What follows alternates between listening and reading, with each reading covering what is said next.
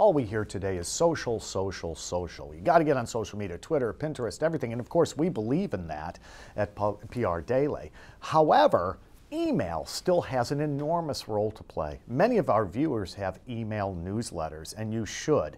Well, this year in the PR Daily Digital Awards, we gave our top honor for email newsletters to Hunter Public Relations. And today we're interviewing Michael Lamp, who is behind the success of that newsletter, or one of the people behind the success of the newsletter. We loved your newsletter because it was so succinct and it was so helpful. It practiced what I call refrigerator journalism. Sure. You're giving people such great tips that are so useful that if it were the old days, they'd clip it out and put it on their refrigerator. Magnet. Yeah.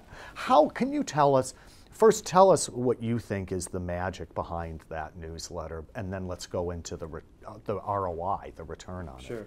Well, I think one of the ways we've found success with the 511 is by doing exactly what you said initially. You know, our social and digital media department gets together every month at the beginning of the month, and we brainstorm what are topics that are affecting marketers this month in social media. And then we basically as a group decide on what we think is the most relevant. And then this is where I think the piece that kind of sets us apart comes into play, and that's when we develop 5 basically key messages. What are the 5 things, if you had 5 minutes to tell someone about this topic, what would you tell them? So let's take an example. For example, the 5 things you need to know about Pinterest might be one of the articles, right? Absolutely, it actually was. It was. Yes, it was. Yeah. So that's 5 things that you decide that your readers, who are essentially potential customers and customers, right? They're clients. Absolutely. And prospective clients. Prospective clients, marketing colleagues, folks that we think would have a vested interest in the content. Yeah. And that's actually part of, we make sure that we're structuring each edition to reach our primary and secondary targets in terms of audience. Now, can you share any statistics on growth or how beneficial it's been? One of the growth stats that we're the most proud of from 2012 is that from edition to edition, month to month, we increased our subscriber rate by 10% each month. Oh, good. Which is very substantial. We also, our open rates, which is what people talk about a lot when it comes to email marketing, was in 2012 about 3 times the average for marketing newsletters. That's which terrific. We're also pretty excited about. Now, from what you've learned, editing and publishing this email newsletter, how would you tell our audiences that's considering to do the same thing so that they can practice good content marketing? What are some of the principles that you think are really important to do a good email newsletter? First and foremost, I would say don't get caught up in words. Words are always going to be powerful. They're never going to go anywhere.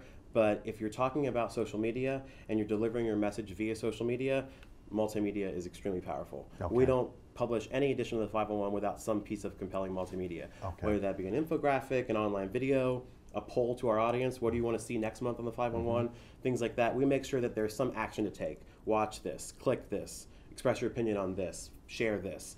Something, you have to ask something of your reader that actually sort of feels a little bit of co-authorship as well.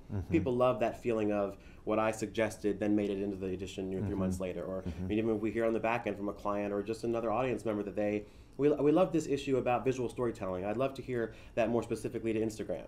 And then you might see 5 things you need to know about Instagram 2 months later. We like to make sure that we're not only keeping our own thoughts and what we think matters into play, but what we think our audience cares about. Do you think this applies to any niche? Any business niche? Could a business to business? Absolutely. Yeah. I do actually strongly believe that. I think the medium of an email campaign or email newsletter, the regularity of that is sound. I think just the how is what differs. You know what I mean? We know that we're engaging social media users, marketers. We know multimedia is a thing we have to include. If you have a different audience, you just need to know what appeals to what them. your audience wants. Yeah. Well, thank you so much for coming today, and congratulations on winning our PR Daily Digital Award. Thank you very much. Thanks. Thank you to you and everyone at PR Daily. We're avid readers at Hunter PR, so we appreciate it. Thank you. Thanks very much.